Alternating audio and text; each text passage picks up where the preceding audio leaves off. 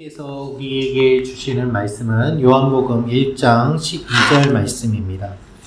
영접하는 자, 곧 그 이름을 믿는 자들에게는 하나님의 자녀가 되는 권세를 주셨으니. 아멘. 한 번 더 읽겠습니다. 시작.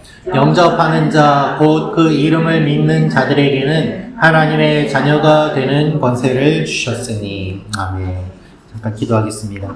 아버지 하나님, 우리가 하나님의 자녀가 되는 권세를 주심을 감사합니다. 주님의 말씀에 귀를 기울이며 나아갑니다. 이 시간에 우리 가운데 함께 하시고 말씀이 들리게 하시고 말씀의 능력을 경험케 하여 주옵소서. 예수님의 이름으로 기도합니다. 아멘. 네. 우리에게 필요한 것이 세 가지가 있는데요. 한번 따라해 주시면 좋겠습니다. 우리의 몸은 운동을 다 같이 한번 기지개 한번 켜시고요. 팔도 한번 쫙 올려보시면 좋겠습니다. 우리의 몸은 운동을 필요로 합니다. 할렐루야. 그리고 또 우리에게 필요한 것이 있는데요. 우리의 마음은 미소를 필요로 하고 우리의 영혼은 사랑한다는 한마디를 필요로 합니다. 우리 앞뒤 좌우에 계신 분들 보시면서 웃으며 사랑합니다 한번 해주시면 되겠습니다. 네, 사랑합니다. 감사합니다. 네. 오늘은 예수님을 믿으시겠습니까? 라는 제목으로 하나님 말씀 선포하도록 하겠습니다. 여러분, 우리가요, 결단이 필요합니다. 어떠한 것을 할 때 결단이 필요하고, 특별히 우리가 영적인 일들을 경험하는데, 영생을 얻는 데 있어서 결단이 필요합니다. 이 결단이 일어나지 않으면은, 우리는 주저주저하게 되고, 양쪽에 발을 걸쳐놓게 되면은, 어느 쪽에도 속하지 못하게 되는 일을 경험하게 됩니다. 제 친구가 있는데요. 저하고 같이 신대원 입시 준비를 했던 친구가 있습니다. 교회 친구고 오랫동안 같이 지냈습니다. 그래서 같이 신대원 준비를 하자 해서 그 친구도 또 학부도 신학부를 나왔고 비슷한 처지에 있어서 같이 이제 공부를 했는데 이 친구를 옆에서 보니까 다른 어떤 교회에서 청년부 전도사 활동을 하면서 신대원 준비를 하고 있었거든요. 저는 그때는 사역을 하지 않고 오로지 공부에만 집중을 했습니다. 1년 동안 도서관을 계속 다니면서 공부를 했는데 그 친구는 계속 사역을 하면서 뭐 수련회 준비한다 뭐 한다 교회에 바쁘게 지내는 거예요. 시험을 봤는데 시험 결과가 어떻게 됐는가 하면 저는 붙게 되었고 그 친구는 떨어지게 됐습니다.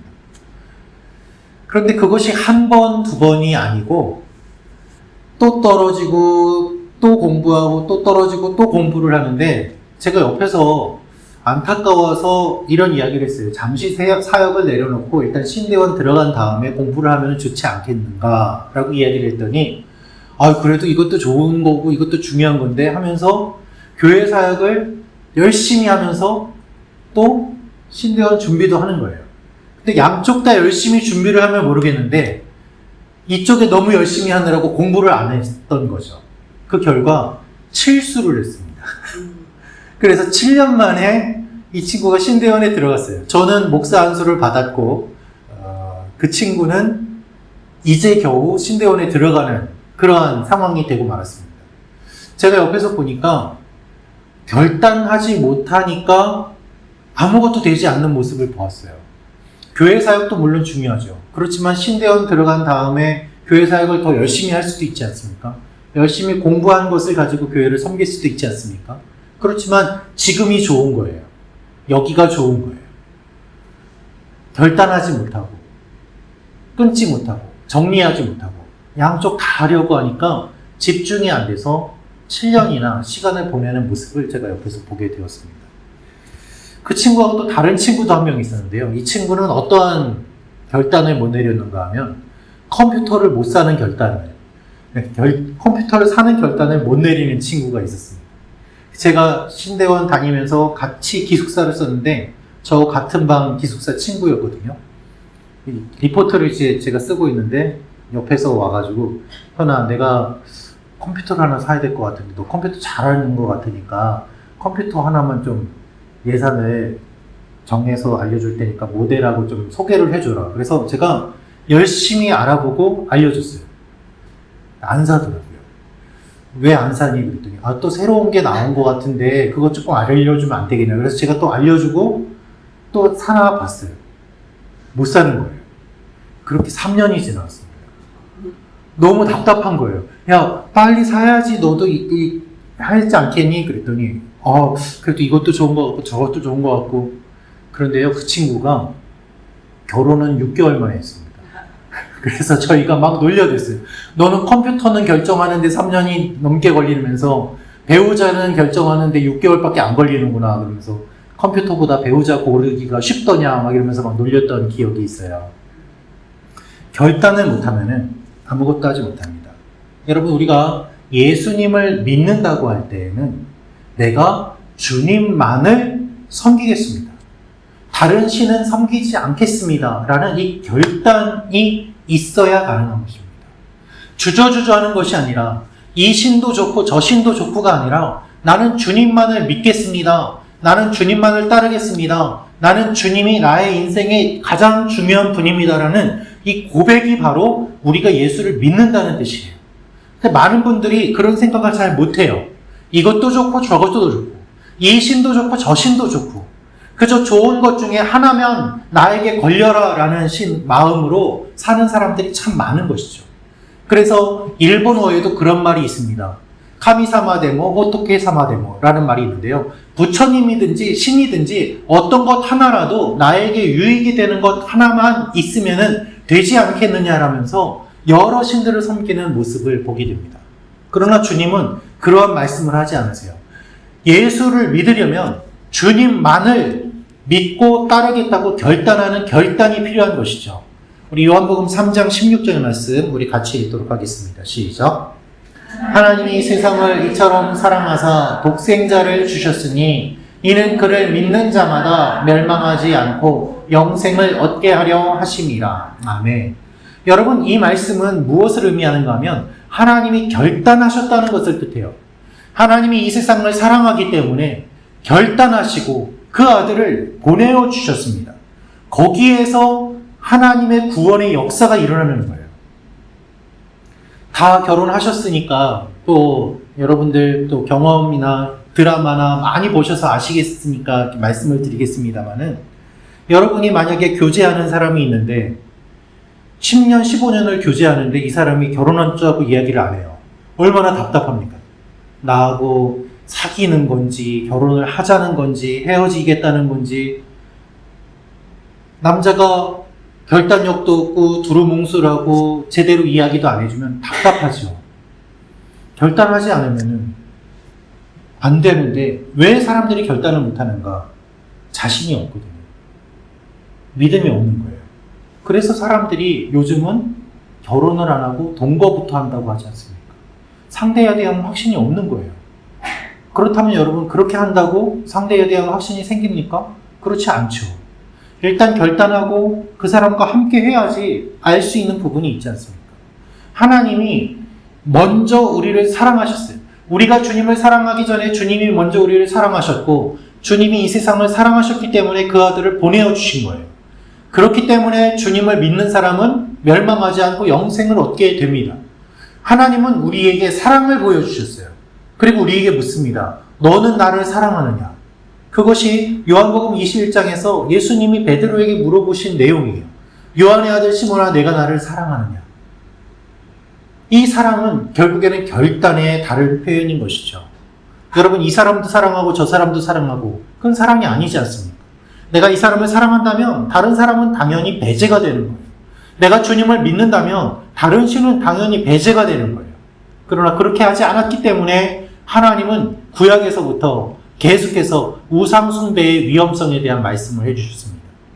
하나님도 믿고 다른 것도 믿는 것이 아니라 오직 하나님만 섬겨야 된다는 것이죠. 한번 따라해 주시면 좋겠습니다. 나는 오직 주님만을 사랑합니다. 아멘. 이 고백을 주님이 원하시는 것입니다. 여러분, 그렇다면 우리가 믿는다는 것은 무엇을 뜻할까요? 믿는다는 것은 결단을 뜻하는데 이 결단은 무엇인가 하면 결국에는 헌신과 이어져 있고 나의 삶을 드린다는 것과 연결이 되어 있고 다 연결이 되어 있어요.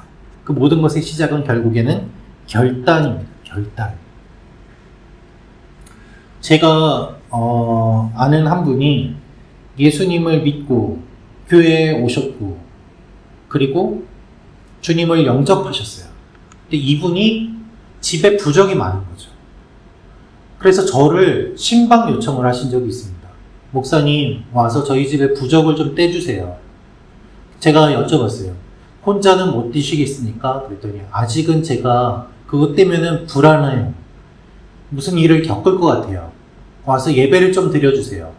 그런데 제가 가서 예배를 드리면 괜히 그 부적이 힘이 있는 것처럼 느껴질 것 같아서 그냥 가서 예배는 안 드리고 간단하게 이야기만 나누고 보시는 가운데 부적을 바로 그냥 뜯었어요. 찢었어요. 아무런 능력이 없는 거예요. 보여드렸어요. 그리고 제 주머니에 넣고 나왔습니다. 그 집에 쓰레기통에 버리면 괜히 또 그분이 두려워하실 수도 있을 것 같아서. 그렇지만 그분은 그것을 떼기로 결심하신 거예요. 내가 예수를 믿으니까 이제 우상을 섬겼던 것들은 내가 끊어버리겠다. 버리겠다. 과거의 흔적들은 내가 정리하겠다. 여러분, 이것이 예수님을 믿는 모습 아니겠습니까? 예수를 믿으면 나의 죄된 모습을 끊고 그리고 주님 앞에 나의 모습을 온전히 드리기로 고백하는 것이죠. 그것이 믿는다는 뜻입니다. 그래서 믿는다는 것은 결국에는 무엇을 뜻합니까? 먼저 입으로 시인이 됩니다. 우리 로마서 10장 9절 10절 말씀 같이 읽겠습니다. 시작. 내가 만일 내 입으로 예수를 주로 시인하며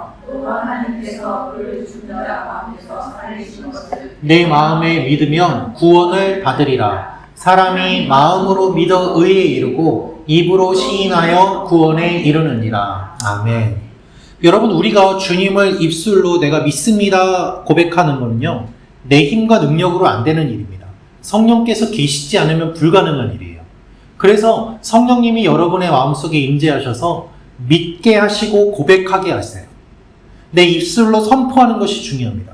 여러분, 선포하시기를 축원합니다. 나는 예수를 믿습니다. 나는 주님이 부활하신 것을 믿습니다. 내가 선포함으로 말미암아 그 선포의 말이 내 귀에 들리고 내 마음에 확신이 되고 그리고 나의 믿음을 견고하게 세워줍니다. 여러분, 전도의 유익이 바로 그것이에요. 사람들이 내가 전하는 복음을 듣고 믿지 않아도요, 내가 전하는 이 복음 때문에 내 귀에 먼저 들리고 내 믿음이 강해지게 돼요. 그래서 전도의 유익이 있는 것이죠. 우리의 입술로 고백하고 시인하는 것이 무엇보다도 중요합니다. 내 입술이 변화되기 때문이에요. 내 입술로 고백함으로 말미암아 내 마음도 움직이게 되기 때문입니다. 그래서 이렇게 주님을 고백하면 하나님의 자녀가 되는 권세를 받게 됩니다. 우리 다시 한번 읽도록 하겠습니다. 시작. 영접하는 자, 곧 그 이름을 믿는 자들에게는 하나님의 자녀가 되는 권세를 주셨으니. 아멘. 여러분, 서로에게 한번 이렇게 선포하시면 좋겠습니다. 당신은 하나님의 자녀입니다. 당신은 하나님의 자녀입니다. 아멘. 여러분은 하나님의 자녀세요. 저는 이렇게 기도합니다. 하나님, 우리를 고아와 같이 버려두지 마시고 그 얼굴을 우리를 향하여 드사 은혜 베풀어 주시고 손을 펴주사 능력 베풀어 주십시오. 우리 아버지가 되심을 보여주십시오. 저는 이렇게 간구합니다. 여러분은 고아가 아니에요. 여러분을 하나님이 그냥 버려두지 않으세요. 하나님의 자녀이기 때문입니다. 하나님이 여러분을 붙잡아 주시고 이끌어 주시고 인도해 주시는 줄로 믿습니다. 그래서 하나님의 자녀라는 이 담대함이 있어야 돼요. 당당함이 있어야 돼요. 여기에서부터 영적인 권세가 나오는 거예요. 내가 죄 짓는데 나는 하나님의 자녀답게 못 사는데, 이거는요 여러분 마귀의 속삭임이에요. 내가 못 사는 거하고 내 자격하고는 별로 관계가 없다니까요. 자격은 바뀌지 않아요. 여러분, 서울대 들어간 학생이 공부를 못했어요. 그러면 서울대 학생이 아닙니까? 아니잖아요. 자격은 바뀌지 않아요. 하나님의 자녀인 자격은 바뀌지 않아요. 내 자식이 아무리 문제를 일으켜도 내 자녀는 내 자녀예요. 호적에서 못 파요. 안 돼요. 하나님의 자녀인 것은요, 주님이 이루어 주신 놀라운 사건이기 때문에 바뀌지 않아요. 그래서 구원의 확신을 가지고 장난치는 사람들, 그러한 가르침으로 장난치는 이단들, 여러분 속지 마시길 바랍니다. 여러분, 예수 믿으면 구원 받는 것이고 이 구원받은 자녀됨은 바뀌지 않아요. 흔들리지 않아요. 하나님의 자녀된 권세가 있음을 선포하며 나아가시기 주님의 이름으로 축원합니다. 그래서 이것을 선포함으로 그 자녀답게 살면 되는 것이죠. 이 믿음에는요, 회개가 필요한데요. 우리가 잘못 살고 넘어지고 실패하고 쓰러지는 거 회개하면 돼요. 다시 돌아오면 돼요. 하나님은 회개라는 놀라운 은총을 우리에게 주세요. 그래서 성령 충만한 사람일수록 회개할 거리가 많아져요. 회개할 것들이 보여져요. 더 회개하게 되고 더 회개하게 돼서 하나님 앞에 거룩한 사람은 더 거룩하게 나아가고, 내가 뭘 회개해야 되는데 하는 사람들은 회개하지 않기 때문에 아예 회개를 하지 않은 굳은 마음이 되어서, 딱딱한 마음이 되어서 하나님에게서 더 멀어져요. 그래서 알곡과 가라지로 나뉘게 되는 거예요. 우리가 하나님 앞에 회개하며 나아갈 때 하나님은 우리를 받아주십니다. 우리 사도행전 2장 38절 말씀 같이 읽겠습니다. 시작. 너희가 회개하여 각각 예수 그리스도의 이름으로 세례를 받고 주의 사랑을 받으라. 그리하면 성령의 선물을 받으리니. 아멘. 내가 회개하고 예수님을 나의 구주로 모십니다. 나에게 오십시오. 주님께 내 자리를 내어드립니다. 그리고 주님의 다스리심을 받으면요, 성령의 역사가 우리 가운데 일어나게 됩니다. 로버트 멍어라는 사람이 쓴 내 마음 그리스도의 집이라는 책이 있습니다. 짧은 책인데요, 아주 감동적인 책입니다. 그 책은 이와 같은 내용이 기록되어 있습니다. 예수님을 내 집에 초청을 하였는데 이 예수님을 내 마음에 어디까지 내어드릴까에 대한 이야기예요. 예수님이 오셨는데 그저 현관에 잠깐 오셨다가 나가라고 할 건지, 주님을 거실까지 모실 것인지, 내 지저분한 화장실까지도 주님이 보도록 내어드릴 수 있는지, 내 안방을 내어드릴 수 있는지에 대한 그와 같은 내용을 다룬 짧은 이야기이거든요. 여러분, 주님을 우리의 마음에 모셔드릴 때 내 마음에 주님으로 모셔드리는지, 주인으로 섬기는지, 아니면 내가 주인의 자리에 있고 예수님을 내가 종처럼 부리는지, 그것은 회개하느냐 그렇지 않느냐에 따라 크게 달라집니다. 여러분은 주님을 어디까지 모시고 있고 어디까지 내어드리고 있습니까? 주님, 잠깐 거기 계세요. 나는 이 일 할 때는 내가 좀 할 거예요. 주님, 내가 필요할 때만 오시면 돼요. 내가 기도할 테니까 알아서 거기 계시고 내가 부를 때만 오시면 돼요. 이와 같은 태도로 우리가 주님 앞에 나아가고 있지는 않은지 주님이 우리에게 묻고 계시는 것입니다. 여러분, 그래서 베드로가 회개를 이야기해요.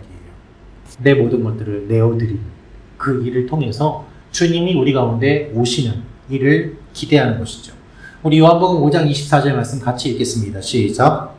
내가 진실로 너희에게 이르노니 내 말을 듣고 또 나 보내신 이를 믿는 자는 영생을 얻었고 심판에 이르지 아니하나니 사망에서 생명으로 옮겨느니라. 아멘. 주님을 믿음으로 말미암아 우리가 영생을 얻었고 사망에서 생명으로 옮겨졌다고 주님이 알려주십니다.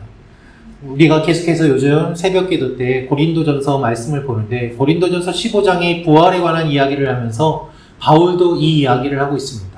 우리가 죄의 노예가 아니라 부활할 몸으로 다시 한번 하나님 앞에 설 그날이 있음을 기억하면서 우리가 거룩하게 변화되게, 그리고 하나님과 영원히 살 것을 이야기하고 있습니다.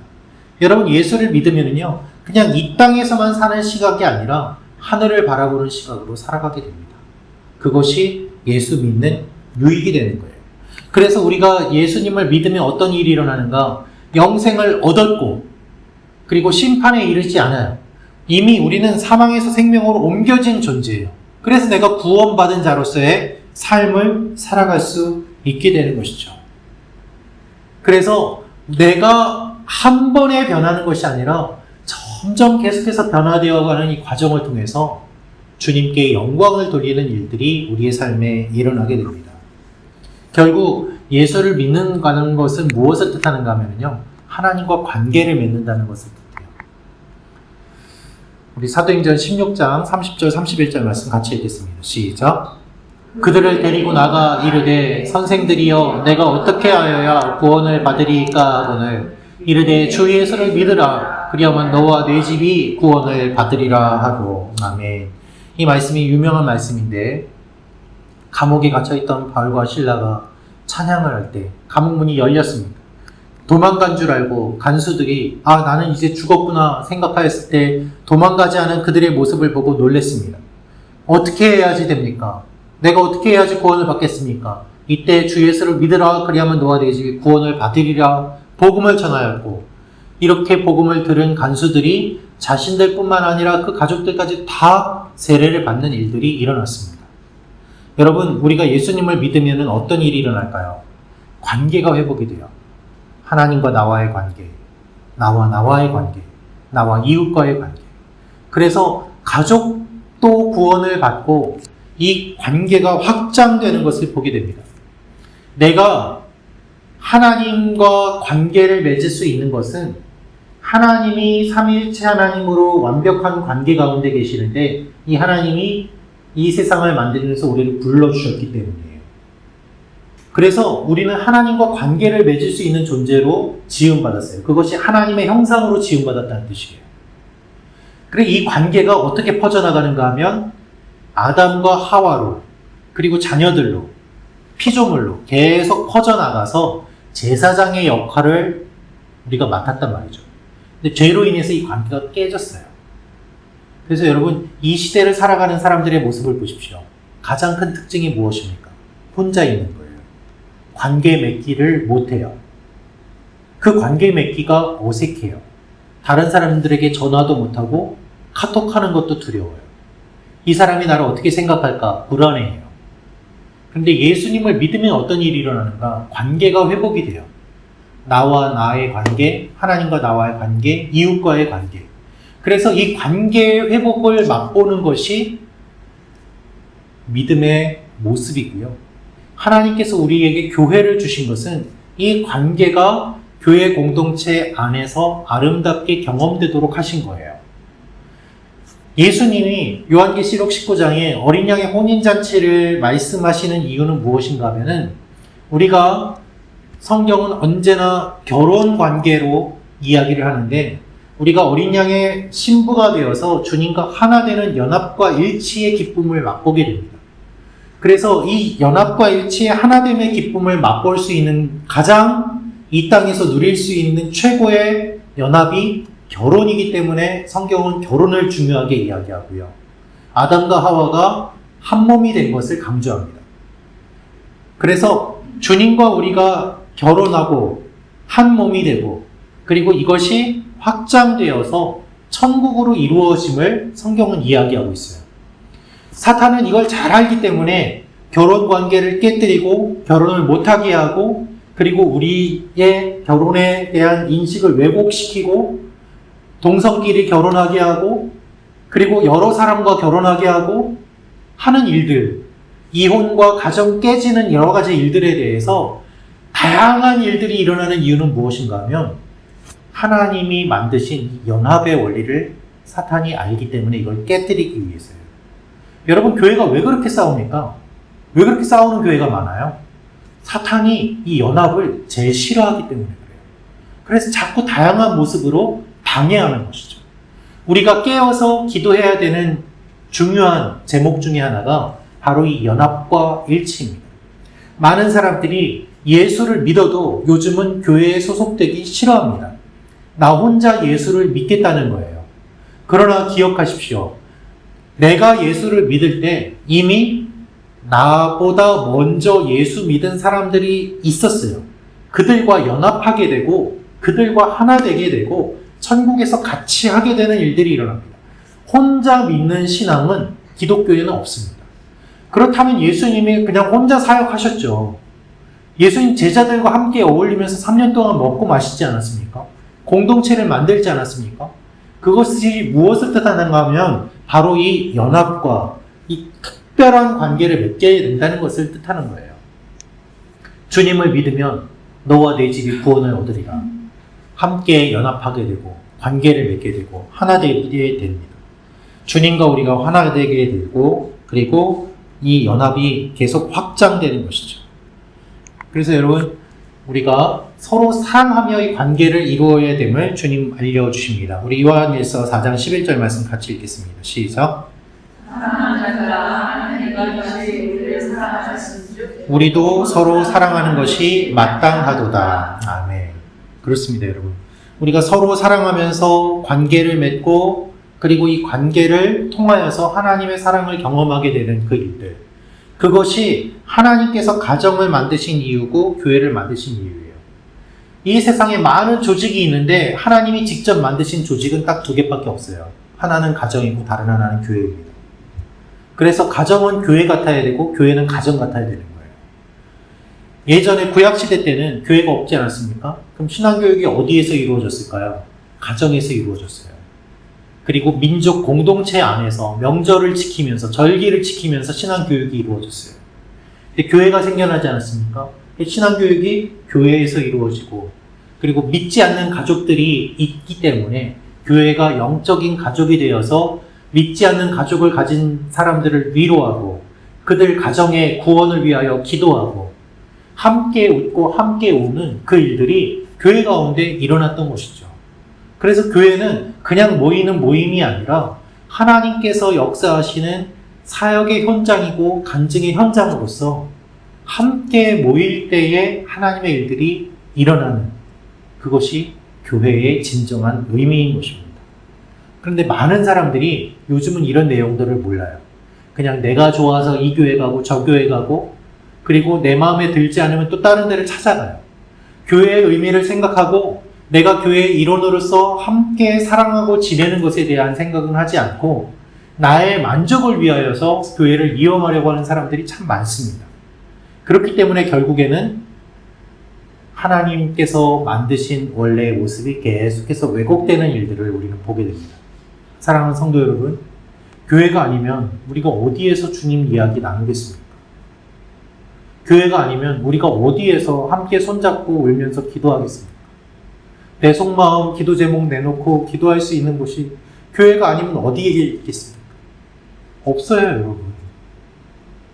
이 세상에서도 우리가 살면서 신앙생활 하면서 신앙인으로 지내기가 참 외롭고 어렵지 않습니까? 내가 일하는 현장에 예수 믿는 사람이 몇 명이나 있습니까? 누가 있다고 하더라도 직장에서 어떻게 같이 손잡고 기도하겠습니까? 쉽지 않죠. 결국 그렇게 힘들게 외롭게 신앙생활하다가 교회에 왔는데 교회에 와서도 내가 마음을 터놓지 못하고 기도할 사람이 없고 그렇게 하나님 이야기를 나누지 못하면요, 이 영적인 갈급함이 계속 생기게 되는 거예요.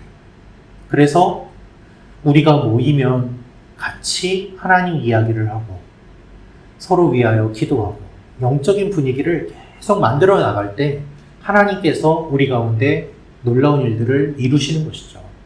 예전에 하영조 목사님께서 그런 이야기를 참 많이 하셨는데요. 교회에서 하나님 이야기 할 거 아니면 빨리 집에 가라고 했어요. 입술로 범죄하지 말고 남의 뒷얘기하면서 그렇게 은근히 즐기지 말고 할 얘기 없으면 빨리 가라고. 교회에서는 하나님 이야기 나누고 간증을 나누고 하나님께서 어떻게 하셨는지 나누고 성경 이야기를 나누고 영적인 이야기를 나눠야지 그렇지 않으면 안 된다 하시면서 그런 것들을 강조하셨어요. 결국에는 남전도회, 여전도회 같은 것도 오늘교회는 안 만들어졌거든요. 그렇게 하는 것이 아니라 그러한 모임이 아니라 영적인 모임들로 계속해서 만들도록 하는 것이 필요하다고 이야기를 하셨습니다. 동감합니다. 남전도회, 여전도회가 문제라는 이야기가 아닙니다. 그 안에서 하나님의 이야기가 이어져야 된다는 것이죠. 우리 모임 가운데 그런 이야기들이 나오기를 하나님이 원하십니다. 그래서 여러분, 주님은 이렇게 말씀하시는데요. 우리 마태복음 5장 13절에 16절 말씀 같이 읽겠습니다. 시작. 너희는 세상의 소금이니 소금이 만일 그 맛을 잃으면 무엇으로 짜게 하리요? 후에는 아무 쓸데없어 다만 밖에 버려져 사람에게 밟힐 뿐이니라. 너희는 세상의 빛이라 산 위에 있는 동네가 숨겨지지 못할 것이요. 아멘. 예수님께서 우리가 세상의 소금이라고 말씀하셨습니다.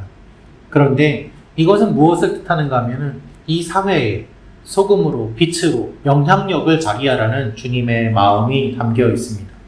우리가 주님을 믿으면요, 그 사람 주위에 이런 변화들이 일어나게 되는 것이죠. 그 사람 때문에 죄 짓는 일들이 불편하게 돼요. 그 사람 때문에 나쁜 일을 하는 사람들이 불편하게 돼요. 그 한 사람 때문에 다른 사람들이 도전을 받게 돼요. 이 일들을 하나님이 원하십니다. 그래서 이러한 사람들이 많이 모임으로 말미암아 하나님의 영광이 우리 가운데 나타나기를 주님이 우리에게 말씀하시고, 그리고 우리가 서로 그렇게 깊은 관계를 맺기를 주님이 우리에게 원하시는 것입니다. 저희 가정에 자녀가 늦게 태어났거든요. 8년 만에 이제 첫 아이가 태어났는데, 그 전에 이제 한 번의 사산의 경험이 있고 또 유산의 경험이 있었습니다. 그렇게 지내면서 사실은 저희는 마음 한켠에는 포기하는 마음이 있었어요.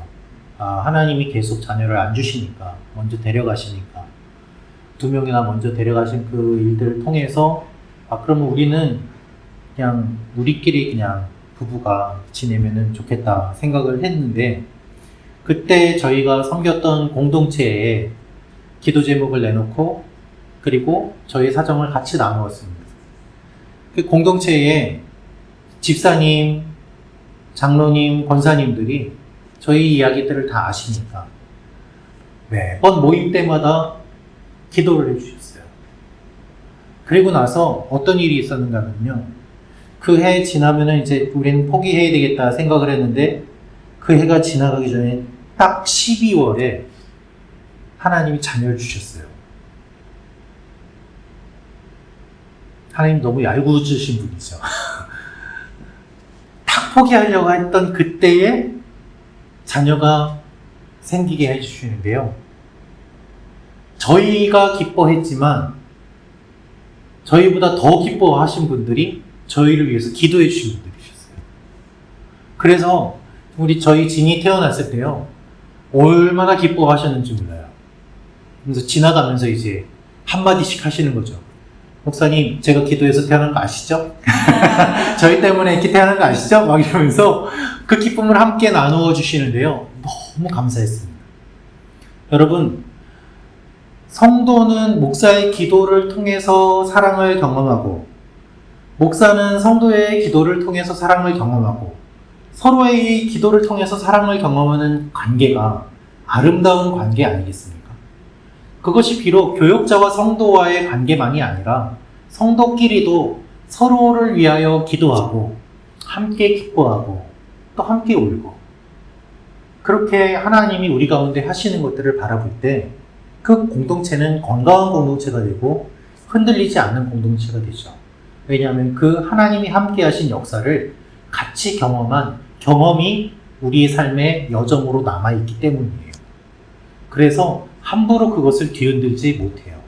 그 기억이 같이 있기 때문에. 저는 우리 교회가 계속해서 그런 일들을 이루어가는 교회가 되면 좋겠습니다. 여러분의 삶의 현장에서 내가 아플 때 기도해주는 교회 지체들이 있고, 그 기도로 회복된 경험이 있고, 우리 자녀들을 위하여 기도해 주셨고, 그 기도로 우리 자녀들이 잘 되고, 여기까지 이렇게 온 것이 나만의 힘이 아니라 우리 교회 성도들의 기도와 사랑이 있어서 가능했구나 라고 할 때에 그 교회가 정말 힘이 있는 교회가 되지 않겠습니까? 하나님이 우리에게 원하시는 것이 바로 이것입니다. 이것이 믿음의 공동체라는 뜻이죠. 여러분, 이런 교회, 이미 우리 교회가 그런 교회고요. 그런 교회를 계속해서 꿈꾸며 나아가는 일들이 우리 모두에게 일어나면 좋겠습니다. 그래서 어떤 한 분도 외롭지 않게 함께 같이 기도하고 손잡고 눈물 흘리고 울고 웃는 그 일들이 우리 가운데 계속해서 일어나기를, 그래서 이 믿음의 공동체가 세상의 빛으로 소금으로 나아가기를 주님의 이름으로 축원합니다. 우리 같이 기도하겠습니다.